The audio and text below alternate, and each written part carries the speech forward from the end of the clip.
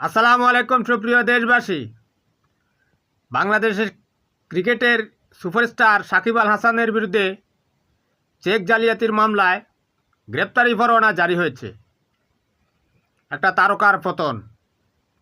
এই তারকা কিন্তু আকাশের তারকা নয়, মানব তারকা।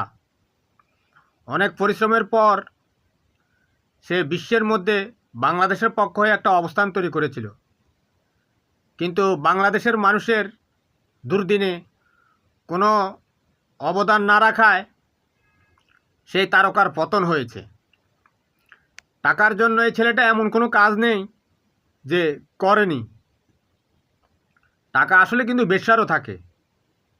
পৃথিবীর সমস্ত টাকা দিয়ে মানুষের ভালোবাসা আর সম্মান আদায় করা যায় না, কিন্তু সম্মান নষ্ট হতে বেশিক্ষণ সময় লাগে না।